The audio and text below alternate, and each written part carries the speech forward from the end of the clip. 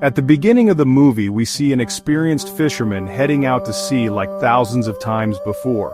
He casts his net from the boat, but something goes wrong, and the net gets caught on something on the ocean floor. The fisherman dives down, but he can't make it back to the surface as a huge school of fish surrounds him. The lighthouse keeper calls a colleague in Germany to discuss current affairs. She is interrupted by a signal on her monitor and rushes off to investigate. Charlie has to swim to the Judy boy to dive into the water and retrieve a sensor that somehow got tangled up in fishing nets. Strange things are also happening in Canada. Leon, a young whale researcher, is called to Vancouver's City Beach where a giant killer whale washed up a couple of hours ago. After examining the animal, he heads to the fishing dock to find out who among the poachers caused serious cuts to the killer whale. An old fisherman takes Leon to his boat and shows him the bitten side of the vessel, which was used to try and overturn the killer whale. Leon doesn't believe the story, but the man is sure that the fisherman wouldn't lie to him. Analysis of the bacteria from the infected chef reveals a new strain that feeds on blood cells. It turns out that several more people have died after visiting the restaurant on the coast. Leon requests permission to perform an autopsy on the killer whale to find out how pollution affects whales and whether this could be related to changes in the behavior of these giants. There is nothing inside the whale that could scare the experts, but Leon finds an unknown substance in its brain which is sent for analysis. Another victim of infection appears, a young man from a car wash. By putting together all the events, the scientists understand that the bacteria spread from the restaurant through the water supply system. Leon is informed of new cases of whale attacks. Looking at the map, he finds a pattern. All the changes occur with the whales during migration. To verify his suspicions, Leon sails to the place where the whales are resting during their sleep. The dive almost ends in tragedy, but Leon manages to install a camera on one of the whales and get out. Cigar finds out that the Japanese have also found the worms, but they are not in a hurry to report it to the world. Recordings from the cameras are checked in 2 laboratories at once. Leon's footage shows that the whale pod descended to the very bottom, where they were met with strange glowing. Far from the events, a new incident occurs on the coast. Hordes of crabs crawl out onto the streets of a small village. Another shot of the seabed finally lifts the veil of mystery. It turns out that one of the oil and gas companies was drilling ice in a forbidden place and damaged the seabed for several kilometers. Leon has to sneak through a fence to get to the guarded port area to collect a few more mussels for analysis from the ship, but he is caught by security and arrested. In the morning, Mr. Sato, the Japanese owner of the ship, contacts Leon. He asks Leon not to trespass on his territory in this way again, but promises to provide access to all materials for study. Charlie only now receives the message recorded by Jess a few minutes before the tragedy. When the emotions subside, she manages to notice some peculiarities on the recording. For example, a glow behind the porthole. Crabs are being delivered to the laboratory, which have started to emerge on the surface in different parts of the world. As expected, they too are filled with a strange substance that absorbs blood cells at an incredible speed. Charlie is reviewing the video repeatedly, not understanding what else is wrong with it. Finally, her hearing catches a sound that is very similar to the sound from the deep sea recording. The girl contacts the laboratory and shows them a part of the recording that caught her attention. But her stern boss, Katerina, rejects all the scientists' ideas, considering the sound on different recordings to be just random noise. She orders Charlie to finish up the work and shut down the station for the winter without coming up with incredible theories. But, after cooling down and carefully considering Charlie's words, Katerina still decides to test this hypothesis. And the helicopter with a group of scientists and a deep water device arrives on the island. The device is delivered to the island by Sigor, and after handing it over to Charlie, he's about to leave. But at the same time, emergency messages come to the scientists on the mainland. They are only able to reach Sigor and inform him that a terrifying tsunami is approaching the coast. Those who see it with their own eyes realize that there is no chance of survival. Sigor manages to warn Charlie, and they leave. At the conference, scientists give a report that the discovered bacteria intentionally infect humans, and soon everyone will have to flee far away from water sources.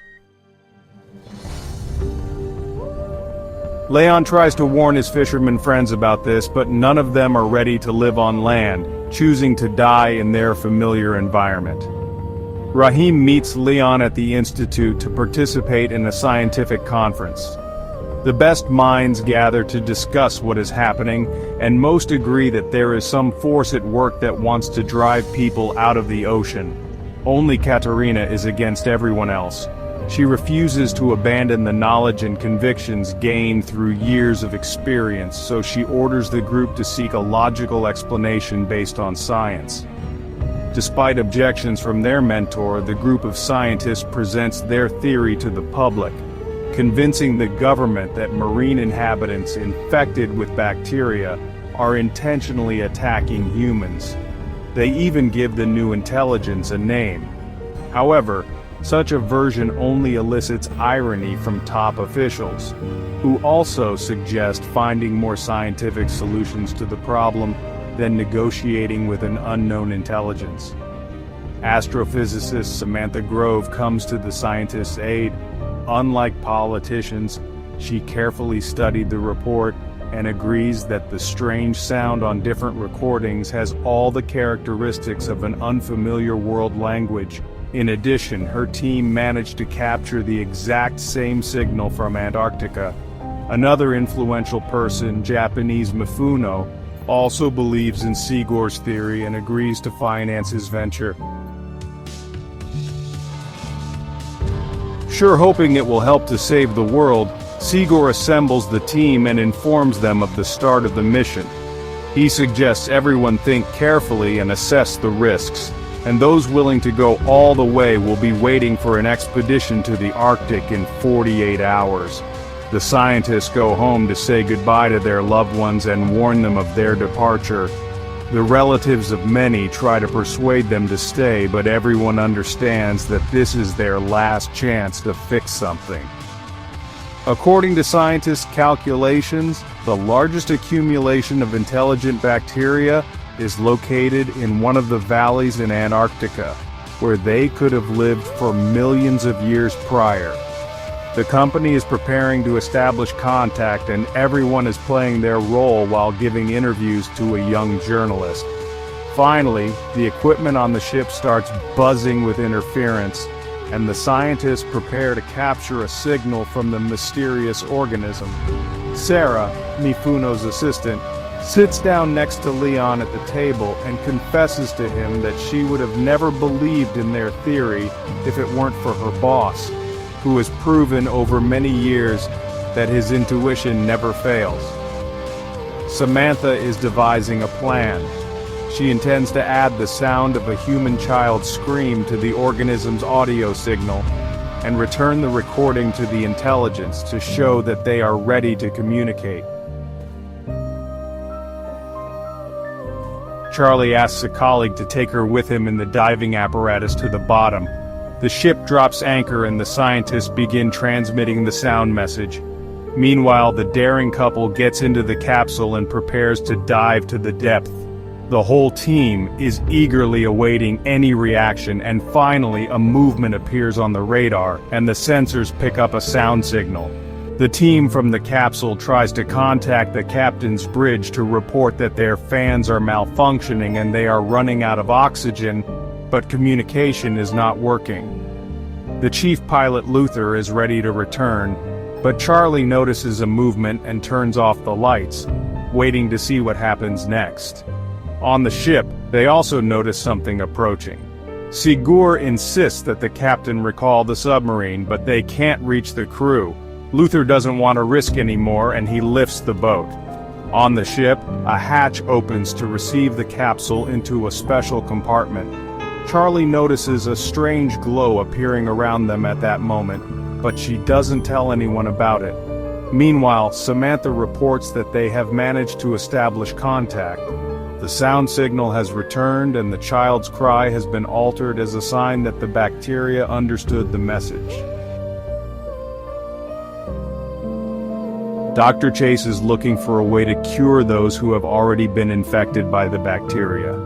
Luther tells the journalist that he saw nothing at the depth, and everything Charlie saw was probably a figment of her imagination, just like the whole idea of intelligence. Nevertheless, Samantha tries to decipher the ER messages to assemble them into a response signal that the intelligence will understand. While staying in the compartment with the capsule, the journalist notices a glow in the pool. The lights on the ship go out and interference begins.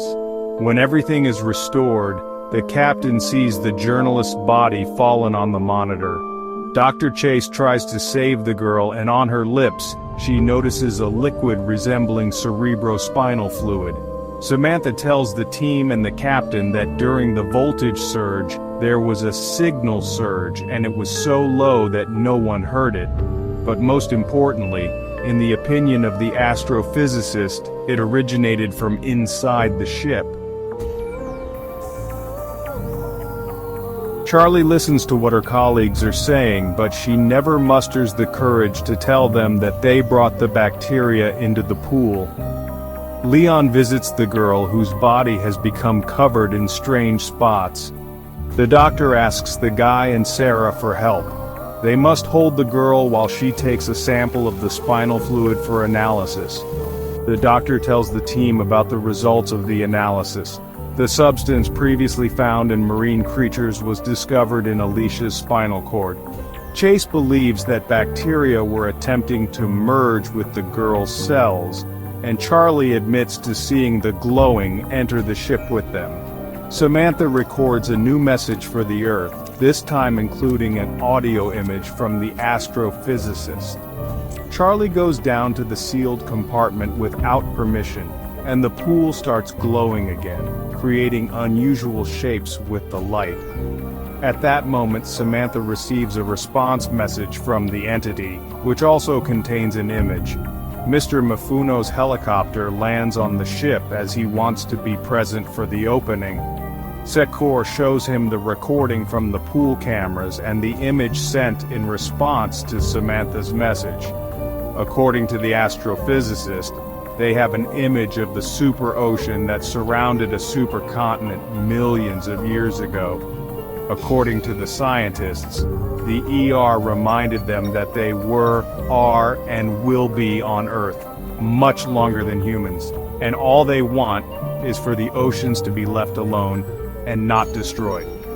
But there is good news. Since the entity is responding to messages, the team has a chance to negotiate and reach a ceasefire. While the team is deciding how to negotiate with the Earth, the entity traps the ship between the icebergs. Charlie hurries to the capsule to descend and deliver Luther's body to ER as a sign of complete obedience. Once at depth, Charlie changes the plan. She injects Luca's sights into her heart that can merge with ER and opens the capsule door. The body falls under the control of UR and the icebergs release the ship while billions of lights envelop the girl underwater. Later, Charlie brings the ship to a deserted island. It opens its eyes and looks at the sky with glowing blue eyes. The series ends here. Please write in the comments what you think about this series.